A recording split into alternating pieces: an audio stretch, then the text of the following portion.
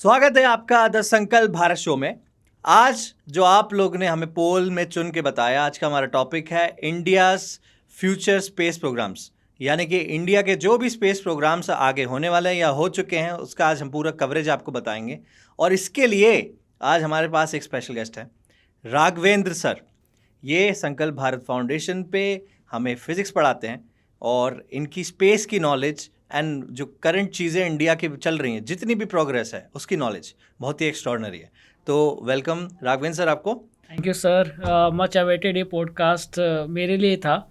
और क्योंकि मैं भी एक पॉडकास्ट में सोच रहा था कि जो भी हम अपने टॉपिक हैं उसको डिस्कस करें रिगार्डिंग हमारा स्पेस प्रोग्राम। और बच्चों की डिमांड भी रहती है और काफ़ी इंटरेस्टिंग एरिया है सभी एज ग्रुप के लिए। तो लेट्स स्टार्ट। या तो वही जो आप बोल रहे हैं, हम लोग ने ऑडियंस पोल के थ्रू ही ये टॉपिक फाइनल किया था। हम लोग यूजुअली वही करते हैं। तो ओके, तो सबसे पहले बेसिक्स से स्टार्ट करते हैं कि इंडिया का स्पेस प्रोग्राम है क्या। What is India space programme? देखो, बेसिकली जो हमारा यूनिवर्स है ना, यूनिवर्स में बहुत सारी ऐसी चीज़ें हैं जो उसको स्टडी करना बहुत ज़रूरी है। प्राइमरी 3 चीज़ें हैं, हर कंट्री स्टडी करना चाह रहा है। एक तो है सन, दूसरी है मून, और तीसरा है आपका मंगल ग्रह। ठीक है, मार्स। तो मार्स और सन और मून को स्टडी करने के लिए जो भी कंट्री, अगर इंडिया की बात करें, इसरो ऑर्गेनाइजेशन जो भी कर रहा है, वही हमारे एक ओवरऑल मिशन में आता है जो हमारा स्पेस प्रोग्राम है। ठीक है, अब तीनों के लिए हमारे सेपरेट एक तरीके से प्लान चल रहा है। फॉर चंद्रयान, मतलब आपने फॉर मून के लिए आपने अभी देखा कि चंद्रयान हमारा सक्सेसफुल हुआ, चंद्रयान 3 सक्सेसफुल, 1 और 2 फेल हुआ, लेकिन 3 में जाके हमने सक्सेस अचीव कर ली। और फिर आपने देखा होगा अभी गगनयान की प्लानिंग चल रही है। हाँ जी, न्यूज़ में आपने देखा होगा। और सभी बच्चों को बता दूं कि इससे रिलेटेड आप इसको अब ट्रैक भी कर सकते हैं आगे, क्योंकि अभी ये स्टार्ट होने वाला है। ठीक है, और सन को लेकर अभी रिसेंट अपडेट ये है कि आदित्य L1 नाम से हमने मिशन जो स्पेस में लॉन्च किया है। ठीक है, तो बेसिकली हर कंट्री यही चाह रही है कि जो स्पेस में हमारे जो भी उसको कह सकते हैं कि हिडन फैक्ट्स हैं उनको हम जाने। और इसलिए जानना ज़रूरी है कि ये हमें बहुत सारी चीज़ों पर इसको कहते हैं क्लियरिटी देगा। जैसे अगर आपको पता हो कि अपोलो मिशन भेजा गया था, मून वाला यूएस का। ठीक है, तो वो चीज़ें हमको बहुत सारा कंट्रीब्यूट करके पूरे वर्ल्ड में दिया। जैसे कि आपको अगर पता हो कि जो हाई इंटरनेट है स्पीड, जो फाइबर ऑप्टिक्स वाला, उसकी नीड उसी समय से स्टार्ट हुई। और ये बहुत लोग नहीं जानते होंगे कि इंटरनेट, जो हाई स्पीड वाला इंटरनेट है, जो फाइबर ऑप्टिक्स का यूज़ करके इंटरनेट हम आजकल यूज़ कर रहे हैं, ये उसी मिशन के बदौलत आया। एक मिनट, फाइबर ऑप्टिक जो हम लोग अभी यूज़ कर रहे हैं वो उससे आया? बिल्कुल। क्योंकि अगर आप स्पेस में कोई अपना मिशन लॉन्च कर रहे हैं तो कनेक्टिविटी आप कैसे लाएंगे? हाँ, ये तो बहुत डिस्टेंस बहुत ज्यादा। अगर चंद्रयान 3 में हमारा जो चंद्रयान है वो लैंड कर गया तो ये आपने कैसे आइडेंटिफाई किया? तो इसके लिए कहीं ना कहीं कनेक्शन जरूरी है, और कनेक्शन के लिए चाहिए इंटरनेट। तो ये बहुत बड़ा फैक्ट है। और ऐसी बहुत सारी चीजें हैं, जैसे माइक्रो ओवन हो गया। ठीक है, और एयर प्यूरिफायर, आजकल बहुत सारे एयर प्यूरिफायर, अब तो गाड़ियों में एयर प्यूरिफायर आने लगे हैं। तो एयर प्यूरिफायर का नाम हम आज सुन रहे हैं, लेकिन ये उस समय ये मतलब इसको कहते हैं कि ट्रेंड में आ चुका था जब ये स्पेस मिशन भेजा गया था। तो मतलब कि 1960s का, इफ आई रिमेंबर करेक्टली, पूरी सोवियत यूएस की स्पेस रेस थी। हाँ, स्पेस रेस तो थी। ये उसी स्पेस रेस में का रिजल्ट है। राइट। ओके, तो ये चीज आई थिंक, और क्या प्रोडक्ट्स आए हम लोग स्पेस प्रोग्राम क्यों चाहिए उस सेक्शन में हम लोग कवर करेंगे। तो मैं चाहता हूँ कि आप एक ब्रीफ लुक दें कि हम लोग का मतलब एवोल्यूशन कैसे हुआ। जैसे कि हमारा चंद्रयान 3 सक्सेस हुआ, राइट? तो जैसे अब हम लोग गगनयान भी भेजने वाले हैं। तो गगनयान क्या है? गगनयान बेसिकली ये है कि इंडिया का जो सबसे बड़ा मैन्ड स्पेस प्रोजेक्ट है, यानी कि हम एस्ट्रोनॉट सेंड करेंगे एक्चुअल स्पेस में। ठीक है, लेकिन कमाल की बात यह है कि एक तो हमारा बजट बहुत कम है।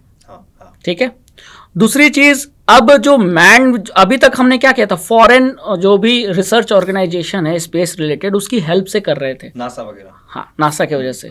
तो राकेश शर्मा जब हमने पहला इंडियन जो गए थे स्पेस में, तो उसमें इसरो का कंट्रीब्यूशन उतना नहीं था, ठीक है, वो भी नासा के थ्रू गए थे। हाँ, वो भी नासा के थ्रू गए थे। लेकिन इस बार ये पूरा प्रोजेक्ट इसरो इंडिपेंडेंटली कर रहा है, और मतलब ये पूरा ओके, ठीक है, और इसका बजट काफी कम है। ओके, तो अब इसमें बहुत सारे एंगल हैं जो इसको ध्यान में रखकर काम करना है, जैसे कि हमारे एस्ट्रोनॉट की ट्रेनिंग, हाँ, स्पेस सूट, हाँ, स्पेस में जो एस्ट्रोनॉट फूड खाएंगे हाँ, वो कहाँ बनेगा, कैसा होगा, उस पे रिसर्च, ओके, ठीक है। अब मैं कुछ की फैक्ट्स आपको इस पे बताता हूँ हम्म, कि जो टारगेट है गगनयान का, ठीक है, अब अभी तक अगर आपसे पूछा जाए कि स्पेस में मैन को भेजने वाले जो भी प्रोजेक्ट लॉन्च हुए हैं वो अभी तक 3 कंट्रीज ने ही किए हैं। कौन से हैं बता सकते हैं? एक तो रशिया, ऑब्वियसली हाँ। यूएस, और आई थिंक चाइना ने भी सेंड किया बिल्कुल सही। तो अगर ये गगनयान प्रोजेक्ट सक्सेसफुल होता है तो इंडिया 4th कंट्री बन जाएगा स्पेस में इंसानों को भेजने तो वाला। इसमें ये क्राइटेरिया आई थिंक आप बोल रहे हैं कि अपनी टेक्नोलॉजी से भेजने वाला, हाँ, right, yes, that is what you mean. हाँ, क्योंकि बिल्कुल, बाकी लोग ने तो या तो इंटरनेशनल स्पेस स्टेशन के किसी प्रोग्राम के थ्रू भेजा है, जैसे हाँ, यूरोप वाले भेजते हैं, हाँ, हाँ, वो नासा के थ्रू लॉन्च हाँ, करवा देते हैं, हाँ, और वहां वो भेज देते बिल्कुल। क्योंकि अभी तक मैंने एक स्टडी देखी थी कि लगभग 600 अप्रॉक्स लोग स्पेस में जा चुके हैं। 600? हाँ, इतने लोग जा चुके हैं, इतने लोग जा Okay. चुके हैं, है ना। Okay. लेकिन वो वही बात है कि आपने जो कही वही बात है कि कई लोगों, मतलब कई ऑर्गेनाइजेशन, जैसे कई कंट्री से स्पेस ऑर्गेनाइजेशन मिलकर कोई प्रोजेक्ट लॉन्च कर रही हैं तो उसके थ्रू गए हों, लेकिन जो इंडिपेंडेंटली जो भेजना है वो अब जो हो रहा है वो पहली बार गगनयान प्रोजेक्ट में हो रहा है, 4th बन जाएंगे, और अगर हम लोग ने कर दिया तो हम 4th बन जाएंगे। लेकिन इसमें चैलेंजेस बहुत इन्वॉल्व हैं। सबसे पहला चैलेंज था कि एस्ट्रोनॉट, जिन्हें हम कॉस्मोनॉट भी कहेंगे, रशियंस बोलते हैं, हाँ, कॉस्मोनॉट्स भी कहा जाता है, तो राकेश शर्मा इंडियन एयरफोर्स के विंग कमांडर थे, उनको सेलेक्ट किया गया था। इस गगनयान के लिए 4 इंडियन एयरफोर्स के ऑफिसर्स को सेलेक्ट किया गया, ठीक है, जिसमें से मैंडेटरी है 1 फीमेल जरूर इन्वॉल्व होंगी, ठीक है, हाँ। अब स्पेस की फील्ड में सबसे ज्यादा जो डेवलप्ड है, जिसके पास रिसर्च है, जो सबसे आगे चल रहा है, वो है रशिया, जो पहले यूएसएसआर का पार्ट था। तो इसमें हमने रशिया की काफी हेल्प ली है। सबसे पहले हेल्प की जो भी कॉस्मोनॉट या कह लो एस्ट्रोनॉट की ट्रेनिंग है, वो हम रशियन यूरी गागरिन जो स्पेस ट्रेनिंग सेंटर है, क्योंकि यूरी गागरिन फर्स्ट पर्सन थे जो स्पेस में गए थे और वो यूएसएसआर के थे, तो उनके नाम पे space training centre, cosmonaut training centre है रशिया में। तो वो वहाँ उनकी ट्रेनिंग होगी, ठीक है, और ट्रेनिंग कंप्लीट भी हो गई है, और वो चारों इंडियन एयरफोर्स, हाँ, कंप्लीट ट्रेनिंग नहीं हुई है, जो पार्ट रशिया में होना था वो हो चुका है। अब वो इंडिया में वापस आ चुके हैं, बैंगलोर में उनकी ट्रेनिंग अभी भी चल रही है, ठीक है।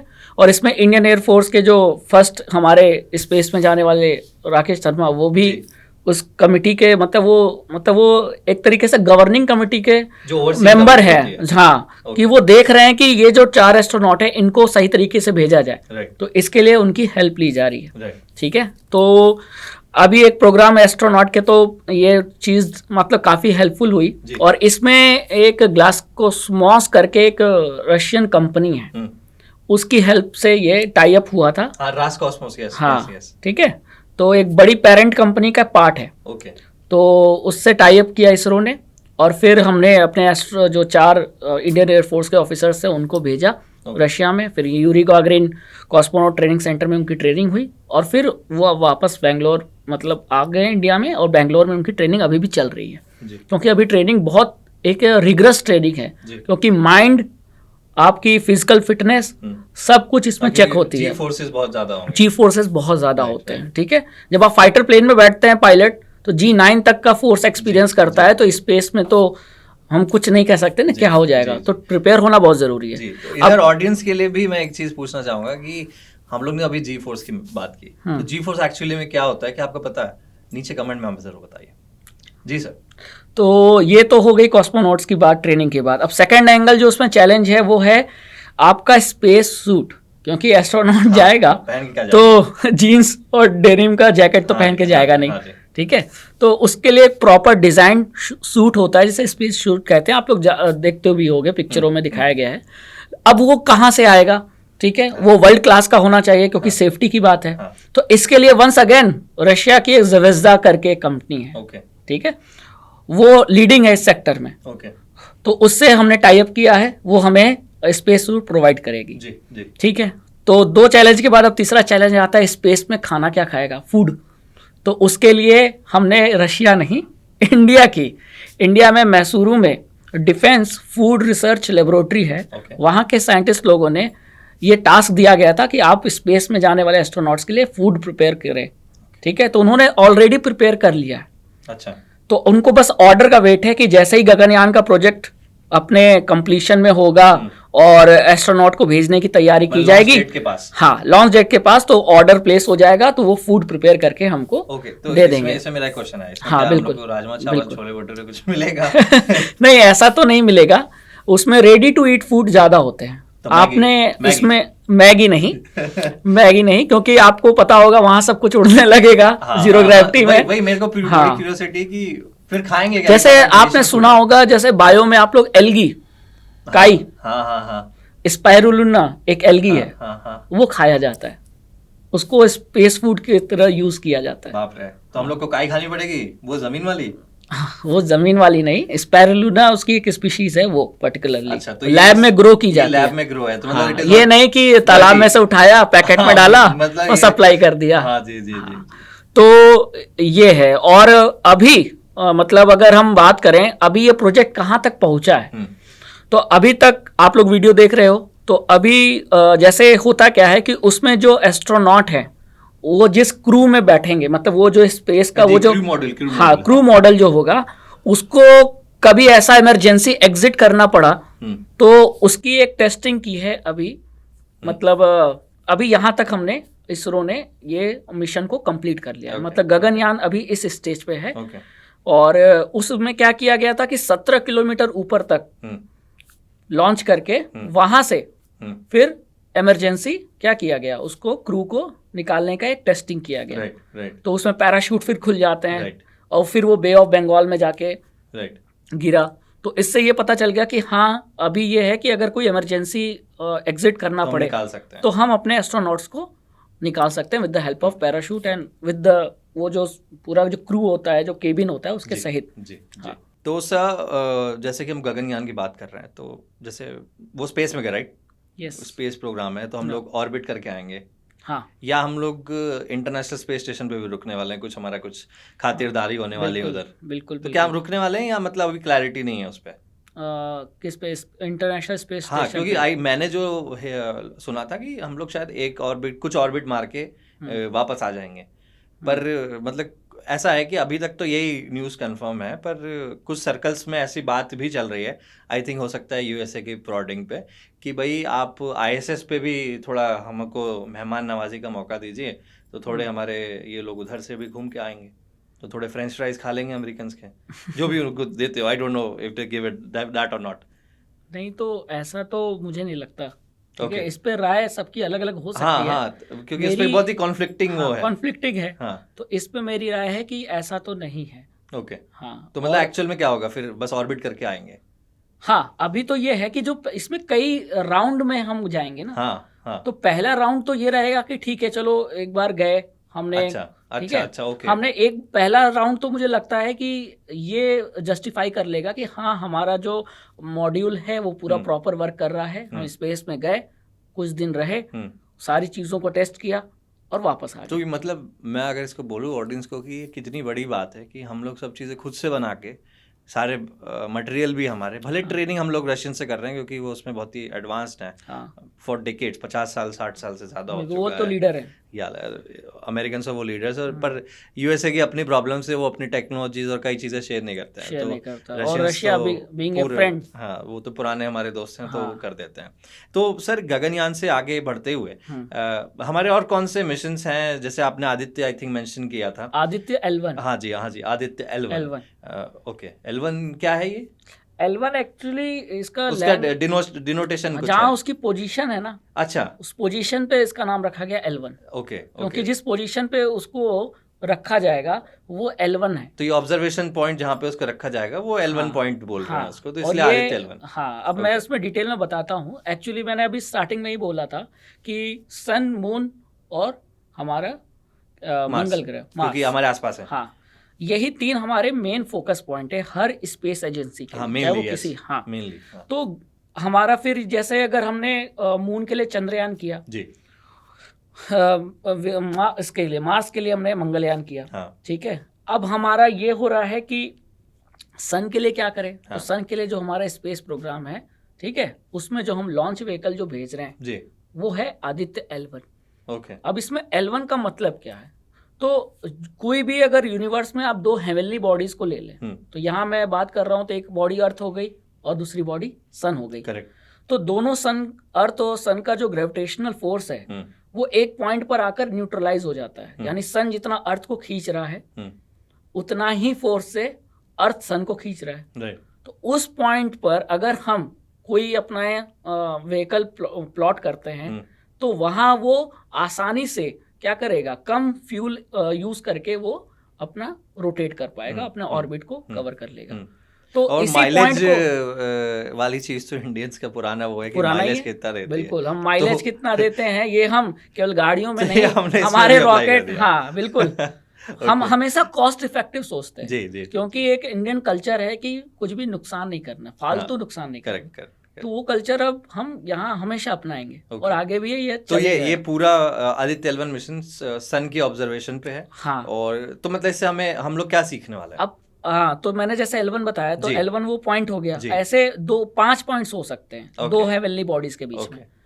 तो जो L1 पॉइंट है जी, वो पॉइंट एग्जैक्टली सन और अर्थ के बीच में आता है। Okay. मतलब एग्जैक्टली बीच में नहीं आता है, इन द सेंस कि ग्रेविटेशनल वाइज, हाँ, ग्रेविटेशनल वाइज ये है पॉइंट बीच में, Okay. एग्जैक्टली मिड में नहीं है। Okay, okay, इन दोनों okay. के बीच में, मतलब इन द सेंस कि मिडल पॉइंट से थोड़ा क्योंकि अलग है। ग्रेविटी उस सेंस हाँ, में वर्क उस नहीं करती sense ना, में वो तो work करता है। इट्स काइंड ऑफ, क्योंकि बॉडी हाँ। ऑलरेडी मूव हो रही है दोनों, हाँ, हाँ। तो वो एंगल चेंज होते रहते हैं। हाँ, राइट। अब यहाँ हमने प्लॉट कर दिया और ऐसे एंगल पे है ये कि सन की रेज हमेशा आदित्य L1 पे पड़ेंगी।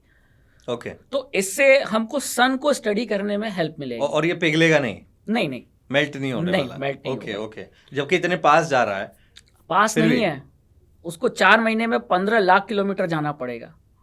आई मीन पास की सन के पास? सन के पास नहीं, वो अर्थ के करीब होगा। ओके, तो अर्थ के ये जो करीब रह पॉइंट के, है ये ओके। अर्थ के ज्यादा करीब है, सन से ज्यादा दूर अच्छा, है। अच्छा, अच्छा। यूजुअली आई थिंक मेरा भी परसेप्शन यही था, आई थिंक हाँ। जनरल लोग का भी वही होगा कि भाई वो सन के पास ही एकदम जा रहा है, बस वो तो सामने खड़े पॉसिबल ही होके नहीं ले। है, क्योंकि इतने हाँ। मिलियन सेंटीग्रेड हाँ, टेम्परेचर हाँ, रहता मेरा है। भाई इसीलिए क्वेश्चन था भाई। हाँ, जी, तो जी, ये जी। जो L1 पॉइंट है ये अर्थ के कंपैरिजन, मतलब अर्थ से अगर देखा जाए तो नजदीक है, सन से ओके। दूरी पर है। ओके, ओके, ठीक है? Okay, okay. तो मान लीजिए ये सन है, ये अर्थ है, जी, तो ये पॉइंट कहीं अर्थ के पास है, L1 पॉइंट। ओके, ठीक है? Okay, okay, okay. अब सन की एक खास बात यह है कि सन का जो सरफेस है और जो उसका एटमॉस्फेयर है, सन का सरफेस आपको क्या लगता है, ज्यादा गर्म होगा कि ठंडा होगा? मतलब ठंडा इन द सेंस कम टेम्परेचर। सन का सरफेस का टेम्परेचर तो 6000 डिग्री सेंटीग्रेड है, तो मुझे ये पता है, पर कंपैरिजन किससे? एटमॉस्फेयर, कोरोना जो उसका कोरोना, आउटर लेयर है। और ये आप लोग ध्यान दीजिए, कोरोना वायरस की बात नहीं हो रही है। हाँ। ये कोरोना लेयर का भी कोरोना नाम मतलब जो है। सबसे आउटर लेयर जहां से वो सन आई winds थिंक निकलती है। मैं कैस करना चाहूंगा, आई थिंक 10,000 डिग्री सेंटीग्रेड, ज्यादा मिलियंस में है। मिलियंस में है। इतना My डिफरेंस God. है सन के सरफेस और सन के कोरोना यानी अपर लेयर जो है सबसे, ओके, उसके टेम्परेचर में। तो ये इतनी मिस्टीरियस बॉडी को तो फिर स्टडी करना बनता ही है। जनरली हमको क्या लगता है कि सन का जो अंदर वाला पार्ट होगा वो ज्यादा गर्म होगा, हाँ, लेकिन ऐसा नहीं है। हाँ, सन का सीधी आउटर सी बात है। सरफेस, हाँ, बिल्कुल। हाँ, हाँ, तो ऐसा क्यों है? हाँ, करेक्ट। तो वहां का प्लाज्मा को स्टडी करना, तो सन के इस बिहेवियर को स्टडी करेंगे तो हम सोलर एनर्जी को कैसे बेटर ट्रैप कर पाएं, यूज कर पाएं, ये समझ में हमको आएगा। क्योंकि आगे आने वाला समय रिन्यूएबल एनर्जी का है, और रिन्यूएबल एनर्जी का सबसे बड़ा सोर्स क्या है? सन। तो अभी भी हम सोलर पैनल्स का यूज कर रहे हैं, सोलर सेल्स का यूज कर रहे हैं, लेकिन वो उतने इफिशिएंट नहीं है। करेक्ट, है ना? जितनी वो उतना सोलर trap एनर्जी नहीं को कर पाते हो। इलेक्ट्रिसिटी में कन्वर्ट कर रहे हैं, जी, वो जी। इफिशिएंसी कन्वर्जन रेट बहुत कम है। बहुत कम। लेकिन अगर हम सन को स्टडी कर पाएंगे तो हम अपने सोलर जो भी प्रोजेक्ट्स हैं जी, उनको हम बेटर और इफिशिएंट बना पाएंगे। करेक्ट। और आगे चल के तो धीरे धीरे डीजल पेट्रोल सब एक बार रिसोर्स खत्म हो जाएगा तो हमको तो पूरा 100% शिफ्ट होना ही पड़ेगा फॉसिल रिन्यूएबल फ्यूल तो पे। मतलब फेज आउट हो रहा है। हाँ, जी, तो इसलिए अब कई लोग बच्चे क्या बड़े लोग भी ऐसा कहते हैं कि इतना महंगा प्रोजेक्ट है, हाँ। क्यों कर रहे हैं, तो अब आप लोग समझ लीजिए इसलिए कर रहे हैं। हाँ, ब्रिंगिंग टू दैट, ये एक्चुअली आपने बहुत सही पॉइंट रेज किया। मेरा भी ये क्वेश्चन ही था कि बहुत लोग सही में बोलते हैं कि जैसे हम लोग कोई वेलफेयर स्कीम में दे दें, हाँ। जैसे हम लोग फ्री राशन वगैरह दे रहे हैं गरीब लोग को, तो उसमें हम लोग ये फंड रिडायरेक्ट क्यों ना करें। तो ये क्वेश्चन रहता है। और जैसे मैंने नोटिस किया जब चंद्रयान 3 सक्सेस हुआ था, तो बहुत सारे जो फॉरेनर्स हैं, हाँ, मीडिया में I won't say the normal England के पीपल, रिपोर्टर ने करेक्ट, हमसे पैसे वापस मांगे हाँ, थे। पैसे मांग रहे थे। तो इंडियन रिप्लाई ये था कि इंडियन रिपोर्टर ने कहा जो आपने हमसे जो आजादी के पहले जो पैसा लूट के ले गए, आप वो पैसे वापस कीजिए। That is a value That was the perfect answer. हाँ, Savage हाँ, reply to हाँ, that reporter. या तो ये इसका हम लोग लॉजिकल इसका एक्सप्लेनेशन क्या है, मतलब स्पेस टेक्नोलॉजीज इतनी इंपॉर्टेंट क्यों है कि हम उस पर इतना पैसा खर्च कर रहे हैं। अब इसको मैं 2 एंगल से समझा सकता हूँ जी। जैसे अगर हम अपनी बॉडी को देख लें तो हम बॉडी के केवल दिमाग को ग्रो करने का सोचते हैं क्या? नहीं।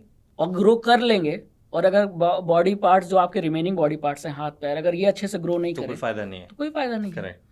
ठीक उसी तरह जो इकोनॉमी होती है किसी कंट्री की, उसके बहुत सारे सेक्टर होते हैं जी। एग्रीकल्चर है, सर्विस सेक्टर है, प्रोडक्शन सेक्टर है, ठीक है, उसमें फिर आपका स्पोर्ट्स है, टेक्नोलॉजी भी उसका पार्ट है, डिफेंस भी उसका पार्ट है। हाँ। तो इंडियन इकोनॉमी को अगर ग्रो करना है तो हर सेक्टर को मजबूत बनाना पड़ेगा, नहीं तो आप एक सेक्टर के भरोसे इकोनॉमी को चला नहीं सकते, क्योंकि रिसेशन आता है, कभी भी वो सेक्टर फॉल आउट हुआ तो आपकी इकोनॉमी गिर जाएगी। करेक्ट। इवन जब यूएसए की इकोनॉमी गिर जाती है, जो कि वर्ल्ड की सबसे बड़ी जीडीपी वाली इकोनॉमी है, तो फिर कोई भी इकोनॉमी गिर सकती है। तो इसीलिए ये जरूरी है किसी इकोनॉमी के लिए कि वो हर सेक्टर में पैसा लगाए, और हर सेक्टर में पैसा लगा के जो भी उसके पॉजिटिव आउटकम्स है उसका यूज करें। अब आप जैसे आदित्य एल1 की बात हो रही थी, तो अगर हम सन से जो हमारा ऑब्जर्वेशन है उसको स्टडी करके अगर हम अपना सोलर जो भी टेक्निक है, जो भी हमारी रिसर्च वर्क है, वो हम अगर बढ़ा सकें, तो हमारा जो सोलर, अभी आप देखता होगा सोलर जो गाड़ियां आ रही है, सोलर मतलब इलेक्ट्रिक गाड़ियां आ रही है, एक्चुअली सोलर व्हीकल्स भी है, सोलर व्हीकल्स भी है, हाँ। तो सोलर व्हीकल्स का कॉस्ट अभी ज्यादा हो, बहुत ज्यादा है, बहुत ज्यादा है डेफिनेटली। लेकिन आगे चल के अगर हम इस ज्यादा स्टडी कर पाए सन को, तो कहीं ना कहीं हम अपना कन्वर्जन रेट सोलर एनर्जी को इलेक्ट्रिक में बदलना, फिर वो कॉस्ट नीचे आएगा। हाँ, तो कॉस्ट नीचे आएगा, और वो लाना भी है। हाँ। तो कहीं ना कहीं आप इस तरीके से सोचो। आई थिंक एक चीज और आपने जो पॉइंट उठाई एग्रीकल्चर वाली, ये सब चीजें, इसमें एक चीज इंपॉर्टेंट और है कि हम लोग उन चीजों से, सैटेलाइट टेक्नोलॉजी से एनिमीज की ट्रूप्स मूवमेंट को भी मैप कर सकते हैं। बिल्कुल सही, क्योंकि मुझे याद है, मैंने न्यूज़ में पढ़ा था कि हम लोग ने पाकिस्तान का 99% जो ज्योग्राफिकल एरिया उसको पूरा मैप करके रखा है, उस पर सैटेलाइट्स प्लेस करके रखी हैं। जैसे कोई पाकिस्तानी आर्मी की मूवमेंट होती है तो हमें तुरंत पता चल जाता है। तो ऑब्वियसली हमारे नेबर्स ऐसे हैं कि वो, उनको शांति तो चाहिए नहीं, तो ऐसे लोगों पे तो ध्यान रखना ही पड़ेगा। पर अगर हम पीस की बात करें, एग्रीकल्चर, फूड की बात करें, तो वो वहाँ पे फ्लड्स वगैरह का बहुत इशू रहता है। हाँ। तो वेदर पैटर्न्स वगैरह भी आई थिंक आइडेंटिफाई हो जाते हैं सैटेलाइट से। बिल्कुल सैटेलाइट का मेनली यूज तो यही है। अच्छा। यूजुअली लोग मिलिट्री यूज ही सोचते हैं। हम लोग हमेशा ये सोचते हैं कि कहीं ना कहीं टेक्नोलॉजी आएगी तो वॉर में काम आएगा। हाँ। वॉर हमेशा तो होती नहीं, हाँ, है ना, करेक्ट। लेकिन सबसे ज्यादा तो वेदर फोरकास्टिंग में काम आता है और कम्युनिकेशन में काम आता है। जी। तो वेदर फोरकास्टिंग में देखिए, आपने देखा होगा कभी बाढ़ आ गया, कभी कोई क्या कहते हैं हरिकेन, कोई साइक्लोन आ रहा है, तो साइक्लोन का पैटर्न हम कैसे बता पाते हैं कि वो बे ऑफ बंगाल की खाड़ी में जाने वाला है, वो मुड़ गया है। हाँ। फिर रेनफॉल का पैटर्न कि मानसून इतने जल्दी आ जाएगा। तो कहीं ना कहीं ये सारा डाटा हमें सैटेलाइट से मिल रहा है। ओके, तो मतलब मैंने इसी से रिलेटेड मैंने न्यूज़ सुनी थी, जो आपने बोला कि हम लोग प्रेडिक्ट कर सकते हैं साइक्लोन टर्न हो गए। हाँ। तो मैंने ऐसा सुना था कि जो हमारे मीटरोलॉजिकल डिपार्टमेंट का जो सैटेलाइट्स वगैरह है, तो उन्होंने जो डेटा दिया था वो यूएस के नोआ, जो नेशनल ओशनोग्राफिक एडमिनिस्ट्रेशन है उनका, तो उससे भी ज़्यादा एक्यूरेट था। वो लोग हमसे डेटा लेते हैं। बिल्कुल। तो ये मेरे को बड़ा सरप्राइज होता, पर मुझे समझ में नहीं आया कि इन लोग के पास वो डेटा कहाँ से है। तो अब आप बता रहे हो कि वो सैटेलाइट का डेटा था। सैटेलाइट का डेटा, तो हम लोग ने मतलब पूरे ट्रैकर्स लगा रखे हैं। बिल्कुल। और आगे चल के जैसे ड्रॉट, सूखा एक बड़ी समस्या बन सकता है। जी। तो हमको ये पता लगाना है कि हमारे अर्थ पे जो इंडिया का जो टेरेन है उस पे पानी की अवेलेबिलिटी कितनी है, कहाँ पानी कम है, कहाँ पानी बहुत ही हाई स्पीड से कम हो रहा है। तो ये सब सैटेलाइट से, हाँ, ग्राउंड वाटर डिप्लीट हो रहा है, तो कहीं ना कहीं यहाँ हमारे सैटेलाइट्स काम आ रहे हैं। तो मतलब सैटेलाइट इतना अंदर भी देख लेता है। हाँ, ओके। ठीक है, और एटलीस्ट अगर सरफेस की बात करें तो बहुत आसानी से देख सकता है। तो कहीं ना कहीं स्पेस में हम इसीलिए इन्वेस्ट कर रहे हैं, पैसा इतना फंड इसीलिए खर्च कर रहे हैं कि केवल हमें वॉर के समय नहीं, इन अदर एरियाज भी हमें हेल्प करेगा। करेक्ट। ठीक है, correct, क्योंकि correct. आगे जैसे आपने एक प्रोजेक्ट सुना होगा कि नहीं, इंटरलिंकिंग ऑफ रिवर्स, फ्लड की समस्या को ये अटल बिहारी जी ने चालू किया था और ये अभी पूरा नहीं हो पाया है। हाँ। ठीक है, तो ये सब काम कैसे आप कंप्लीट करेगी सरकार? हाँ। है ना, गवर्नमेंट को कहीं ना कहीं इमेजेस चाहिए होंगे। हाँ, ऊपर से, है ना। हाँ, तो सैटेलाइट यहाँ भी हेल्प करेगी। तो हाँ, हमारे स्पेस में जो हम फंड कर रहे हैं उसका बहुत जगह यूज़ हो रहा है। एग्रीकल्चर है, उसका डिफेंस यूज़ है, उसका आप कह लीजिए मानसून पे स्टडी कह लो, है ना, ओशन की स्टडी, तो बहुत एंगल है। तो इस पे हमको लगता है ना, लोगों की अगर सोच बढ़ेगी तो लोग इसे तब समझ पाएंगे। तो अपनी सोच बढ़ाना है, केवल वॉर तक नहीं रखना है। ओके। हाँ, क्योंकि वॉर में यूजुअली लोगों को आता है कि हमने सैटेलाइट मार के गिरा दी थी, एंटी सैटेलाइट मिसाइल हुआ भी टेस्ट था। में। पोखरण मूवी आपने देखी होगी कि हमारे इंडियन जो भी न्यूक्लियर प्रोग्राम था उस पर किस तरीके से अमेरिका की सैटेलाइट की नजर हाँ, थी। और हम लोग वो उसको केवल दिन भर में 2 या 4 घंटे का, का, मुझे एग्जैक्टली याद नहीं आ रहा है, केवल उतने घंटे का विंडो पीरियड मिलता था जिसमें हम एक्चुअली काम कर सकते थे। अच्छा, कि उनकी नजर ना पड़े। हाँ, क्योंकि अच्छा। वो घूम के आती थी। हाँ, ऑर्बिट में। हाँ, तो बाकी टाइम जो उसकी नज़र नहीं रहती थी वो कुछ ही घंटे का समय था, 24 घंटे में। राइट। बाकी समय उसकी नज़र रहती थी, तो आप कर ही नहीं पाओगे। हाँ, वो ऑब्वियसली ये बात भी आप सही बोल रहे हैं कि सिर्फ हम थोड़ी लॉन्च कर रहे हैं, बाकी लोग भी लॉन्च कर रहे हैं, बाकी कर तो रहे उनके भी अलग अलग यूजेस जैसे भी वो और कर रहे हैं। अभी क्योंकि चंद्रयान 3 के बाद हम मून के साउथ पोल पे पहुंचने वाले पहले हाँ कंट्री हैं। जी ठीक है, तो इसका आगे चल के हमको कोई ना कोई फायदा मिलेगा। जी जी ठीक जी। है, तो क्योंकि इसमें मैं आपको एक इंटरेस्टिंग बात बताता हूँ। साउथ पोल इम्पोर्टेंट ये इसलिए है क्योंकि वहाँ पे पोलर आइस कैप ज़्यादा है। हाँ, तो उसमें वाटर साउथ पोल पे ज़्यादा है जी मून के। जी।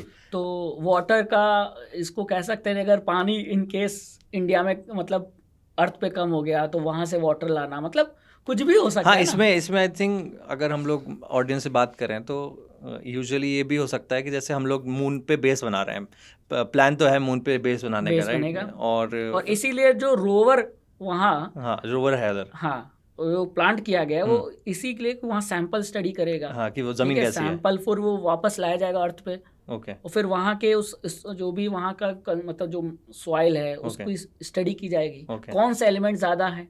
हो सकता है कोई न्यूक्लियर प्रोग्राम को फ्यूल दे, मतलब न्यूक्लियर प्रोग्राम को आगे बढ़ाने के लिए कोई नया फ्यूल मिल जाए। जी जी। तो इसमें मैं क्लैरिटी चाहूँगा कि जैसे अभी तो हम लोग चंद्रयान 3 वापस नहीं ला पाएंगे, लेकिन ये फ्यूचर स्पेस प्रोग्राम्स में जब हमारे आई थिंक 2040 में जा रहे हैं, राइट? यस, मून पे जा रहे हैं हम लोग 2040 में। तो हाँ गाइज, आपने सही सुना, 2040 में मून पे जा रहे हैं हम लोग। तो तब वो सैंपल वगैरह लेके ऑब्वियसली हम लोग वापस आ जाएंगे। राइट। ठीक है, तो आई थिंक सब लोग को काफ़ी नॉलेज मिली होगी कि क्या हमारे स्पेस प्रोग्राम्स चल रहे हैं, मिशंस चल रहे हैं। अब मैं कुछ ऑडियंस क्वेश्चंस आपसे लेना चाहूँगा। हमारी ऑडियंस ने कुछ सिली टाइप के क्वेश्चन है। सिली इन द सेंस कि वो टीचर्स अपने दोस्तों के सामने पूछने में बच्चे डरते हैं, लेकिन they are related to space and they are related to physics. तो I think you the best person to answer that. तो पहला क्वेश्चन हमारा ये है कि क्या हम लोग जैसे मून पे गए तो क्या हम लोग वहाँ क्रिकेट या फुटबॉल कुछ खेल सकते हैं? फिलहाल तो पॉसिबल नहीं है। अच्छा। हाँ, क्योंकि क्रिकेट मून का जो ग्रेविटी होता है वो अर्थ के ग्रेविटी के 1/6 होता है। हाँ, ओके। तो अच्छा। जैसे ही आप जंप लेंगे आप कई मीटर ऊपर उछल जाएंगे। अच्छा। तो ऐसे केस में क्रिकेट खेलना, तो वो हल्क जैसा केस हो जाएगा कि हम वाला केस हो जाएगा, जो उछल रहा है। हाँ। ठीक है, दौड़ नहीं पा रहा है, तो प्रैक्टिकल नहीं होगा। तो वही है, अभी तो ये सब चीजें सोच में ही है हमारे। ठीक है, कई लोग बसने का सोच रहे हैं। हाँ, करेक्ट, प्लॉट खरीदने का। हाँ। ऐसे कई सारी वेबसाइट है जो प्लॉट बेच रही है। वाह। अगर लेकिन ये सब चीजें अभी सोच में है ना। राइट। मैं भी आपको सर्टिफिकेट दे सकता हूँ कि मैं मून पे प्लॉट बेच रहा हूँ। हाँ, लेकिन आप लोगे? हाँ, क्योंकि आई थिंक यूएन चार्टर या कुछ होता है ना कि वो मून इज नो, किसी का नहीं है मून, किसी का नहीं है, पर सभी का है। हाँ, अभी वो चीज पॉसिबल मुझे तो नहीं लगती ये ऐसा क्या है। राइट। हाँ, देखो, स्टडी करना अलग चीज है, लेकिन एक प्रैक्टिकल चीज होती है, है ना। वो चीज मुझे नहीं लगता कि तो अब जैसे हम लोग स्पेस में जा रहे हैं, तो मान लीजिए कुछ हुआ, कुछ भी हुआ, तो स्पेस सूट पहना है हमारे जैसे जो एस्ट्रोनॉट्स हैं।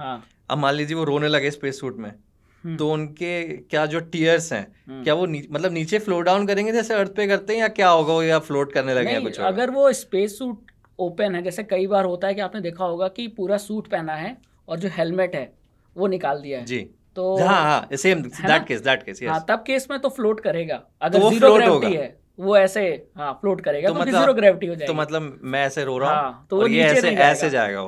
वो ऐसे कहीं अच्छा वो अगल ऐसे बगल, ऐसे हाँ, रहता रहेगा। कहीं भी टहल रहा होगा वो, तो ओके ऐसे केस में है तो ये possible। जीरो ग्रेविटी के कारण तो होता है। हाँ जीरो ग्रेविटी के कारण तो सूट अच्छा इसीलिए पहनाया जाता है कि जीरो ग्रेविटी के इफेक्ट को कैंसिल कर दे, हाँ क्योंकि फिर जब टेम्परेचर के इफेक्ट को भी कैंसिल कर दे। अच्छा टेम्परेचर के हाँ इफेक्ट को भी क्योंकि cancel टेम्परेचर जाहिर सी बात है ऊपर जाने पर तो बहुत ज्यादा वेरी होता वेरी है। करेगा, हाँ। ठीक है, तो इन सब चीज़ों को सोच के ही वो सूट बनाया जाता तो अगर जैसे टेम्परेचर की बात कर रहे हैं तो क्या फिर तीसरा क्वेश्चन आता है कि क्या स्पेस कोल्ड है या मतलब स्पेस का टेम्परेचर क्या है? क्योंकि स्पेस तो हम लोग बोलते हैं ना कि वैक्यूम है, है। हाँ तो उसका टेम्परेचर तो नहीं होना चाहिए, तो क्या उसका नहीं, कोई टेम्परेचर टेम्परेचर है डिपेंड करता है आपकी पोजीशन क्या है, पोजीशन पे? पोजीशन पे, क्योंकि आप जैसे आप मून पे जा रहे हैं हाँ तो वहाँ टेम्परेचर आपको क्या लगता है कम होगा कि ज़्यादा? उसमें तो ये होगा कि हमारे ऊपर सन पड़ रहा है कि नहीं, मतलब अंधेरे में होंगे तो तब कम भी फिर रहेगा भी नॉर्मल कंपैरिजन अगर आप जाओगे तो वहाँ ठंडा मिलेगा। क्योंकि एटमॉस्फेयर नहीं है। हाँ एटमॉस्फेयर नहीं है, Right. और क्या कहते हैं सन का भी रोल है, हाँ ठीक है। हाँ तो डिपेंड करता है कि हर प्लैनेट का भी आप देख लो सरफेस पे जो टेम्परेचर है बहुत वो अलग same- है। हाँ बहुत डिफरेंट है। हाँ तो इसमें पोजीशन का रोल बहुत ज़रूरी है, अच्छा। मतलब रोल है, और इसीलिए कुछ प्रेडिक्ट नहीं कर सकते, आपको स्पेसिफिक होना पड़ेगा। अच्छा तो मतलब वो भी बात है कि अगर आप कहाँ पे हो। हाँ आप अर्थ के एटमॉस्फेयर को ले लो, हाँ तो जैसे जैसे आप अर्थ के सरफेस से ऊपर जाओगे, ठीक है, तो टेम्परेचर मतलब वेरी करता है, और वेरी एकदम हाँ डिफरेंट ऊपर स्टाइल नीचे में होता है, करता ऊपर नीचे हाँ, होता है। हाँ ऊपर नीचे होता है, हाँ राइट राइट क्योंकि लेयर्स है ना, हाँ तो हर लेयर में पार्टिकल्स का बिहेवियर अलग अलग है, जी, तो जी, टेम्परेचर जी। का वेरिएंस भी अलग अलग होता है। जी। तो ये लोकेशन से आते हैं अपन कंपास पे। ठीक तो है। ये कंपास अपन यूजुअली मूवीज में देखते हैं, कोई जंगल में खो गया और कंपास देख रहा है अपने कि भाई लेफ्ट जाना है राइट जाना है, कहाँ जाना है। तो अब कोई अंतरिक्ष में घूम गया तो ये कंपास वगैरह चलते हैं क्या नहीं उधर? अंतरिक्ष में कंपास नहीं चलेगा, क्योंकि कंपास क्यों? मतलब स्पेस पे ज्यादा यूज होगा ना। हाँ मतलब वो ऑब्वियसली उसके नेविगेशनल इंस्ट्रूमेंट स्पेस के होंगे। देखो जहाँ मैग्नेटिक फील्ड है वहाँ कंपास रोल प्ले करेगा, ओके ठीक है। अब अर्थ का क्या है कि अर्थ अपने आप में एक मैग्नेट है, हाँ हमारे कोर की वजह से जो कोर हमारा की आयरन वजह से, कोर कोर है। में आयरन है, हाँ, सिलिका है, जी, ठीक जी, है, जी। तो उसकी वजह से अर्थ भी एक मैग्नेट की बिहेवियर जी शो करता है। जी जी तो अर्थ का जो मैग्नेटिक फील्ड है वो हमारे छोटे से कंपास जो निडल है हाँ। उस पर अपना इफेक्ट हाँ डालता वो है, नॉर्थ साउथ बताता है। नॉर्थ साउथ तो बताता मतलब है। कि अगर लेकिन हम इसमें लोग एक इंटरेस्टिंग चीज बता दूं हाँ कि जिधर मेरा नॉर्थ बता रहा है कंपास का निडल, हाँ उधर अर्थ का साउथ पोल होता है। मतलब आप ऐसे समझो कि नॉर्थ पोल किधर है, north pole south pole, north pole Arctic और हाँ साउथ एंटार्क्टिक, एंटार्क्टिक। हाँ तो Antarctic साउथ पोल वो है, हाँ लेकिन अगर फिजिकली हाँ मतलब physically geographically geographically south pole नीचे है, हाँ नॉर्थ पोल ऊपर है। करेक्ट करेक्ट लेकिन अगर अर्थ को एक बार मैग्नेट माने, हाँ तो जिधर जोग्राफिकली नॉर्थ है उधर अर्थ का साउथ पोल है मैग्नेट का, अच्छा ये उल्टा है। उल्टा है। अच्छा तो ये मतलब हमारी फील्ड का हाँ। डायरेक्शन ही ऐसा है। हाँ। और इसीलिए क्योंकि ऊपर नॉर्थ पोल की तरफ जोग्राफिकली नॉर्थ की तरफ मैग्नेटिकली साउथ है, हाँ और साउथ के तरफ ही कंपास का निडल नॉर्थ दिखाएगा, अच्छा इसीलिए वो नॉर्थ साउथ डायरेक्शन में अलाइंड होता है। अच्छा तो मतलब वो अच्छा इसे अच्छा तो North अब मुझे South को समझ में attract आया करता क्योंकि वो उल्टा है फिर। हाँ उल्टा है। उल्टा है। हाँ। तो हम लोग को अगर मतलब वो कंपास भी कोई अगर यूज कर रहा है तो उसको ये बात का ध्यान रखना पड़ेगा कि बिल्कुल। आप एक्चुअल में उल्टे ना चले जाए। हाँ राइट राइट राइट। तो ये चीज़ तो है। अब जैसे हम लोग खोने की बात कर रहे थे, तो जैसे स्पेस क्या है, साइलेंट है क्या? स्पेस में कोई आवाज़ नहीं आती? देखिए अब उस पे मेरी रिसर्च वर्क उतनी अच्छी नहीं है इस पे फिलहाल, तो स्पेस साइलेंट है इस पे तो अभी कोई सॉलिड, क्योंकि वो वैक्यूम है ना। हाँ वैक्यूम सब लोग इस पे एग्री करते हैं वैक्यूम है, और वैक्यूम में साउंड ट्रेवल नहीं कर सकता। Correct correct. क्योंकि साउंड पर अब जैसे कोई स्टार फट जाता है सुपरनोवा में, हाँ तो क्या उसकी आवाज़ आएगी? अब क्योंकि इतनी बड़ी एक्टिविटी है। हाँ मतलब एक थ्योरेटिकल क्वेश्चन है, हाँ। बच्चों ने प्लेस इन किया था। मैंने ऐसा सुना है कि जो इलेक्ट्रोमैग्नेटिक रेडिएशन वगैरह होती है जो स्टार्स वगैरह से अलग बॉडीज से निकलती हैं, उसको हम कैप्चर कर सकते हैं इंस्ट्रूमेंट्स पे। हाँ। और क्या आपने सर वोएजर ने जो इंटरस्टेलर वो भेजा था ऑडियो रिकॉर्डिंग, वो सुनी है आपने कभी? नहीं, वो तो नहीं सुनी। उसमें आपने इसी सुनी टाइप है का क्या? था। हाँ जी। हाँ, तो वो कुछ तो साउंड होगा, अजीब सी वो फ्रीक्वेंसी के फॉर्म में होगा, हाँ, जैसे correct, वाइब्रेशंस। करेक्ट। हाँ, तो वो अजीब सा हॉरर मूवी जैसा सुनाई दे रहा था। हाँ, अब हम लोग को बताया कि उधर कुछ नहीं है, मतलब कुछ नहीं इन द सेंस कि कोई पर्सन नहीं है या कुछ हाँ, वो भूत का केस नहीं है कि नहीं भाई है, ऐसा बिल्कुल। चल रहा है। हाँ, लेकिन इसीलिए बच्चों ने वो चीज़ पूछी कि हाँ, क्या हम लोग साइलेंट है, क्योंकि अलग अलग हर कोई बोलता है कि भाई अगर कोई एक्सप्लोजन हुआ तो एक्सप्लोजन में एक तो आपकी शॉक वेव निकलती है, हाँ, और एक्चुअल जो लाइट आती है वो है, और obviously sound travels slower then light. पर क्या स्पेस में वो चीज़ साउंड ट्रैवल कर पा रही, क्योंकि उसके पार्टिकल्स तो उसके साथ जा ही रहे हैं। किसके साथ? यानी जैसे कोई स्टार फटा, हाँ, राइट, हाँ, उसके जो पार्टिकल्स हैं, उसका जो मटेरियल हाँ, निकला, मटेरियल है वो तो मटेरियल निकला, हाँ, तो उस मटेरियल का जो वो है हाँ, पोर्शन, हाँ, वो क्या तो उसमें जा रहा आवाज है, आएगी? बिल्कुल।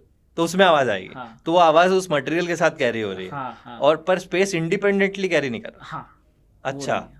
अच्छा, तो तो ये मतलब बात कोई है। एक्सप्लोजन होगा तो साउंड ऐसा एक नहीं, मैकेनिकल वेव है, तो इसको मीडियम चाहिए। मीडियम चाहिए। हाँ, अगर मैं यहाँ कमरे में वैक्यूम बना दूं हाँ, तो आप क्या बोल रहे हैं मुझे सुनाई नहीं देगा, मैं क्या बोल रहा तो वो आपको सुनाई साइलेंट हो नहीं देगा, जाएंगे हम silent लोग, हो वो जाएगा। चार्ली चैपलिन की मूवीज जैसे। कुछ ऐसा हो जाएगा। हाँ, ये अच्छा प्रैक्टिकल डेमो सर ने दिखाया है फ्रेंड्स।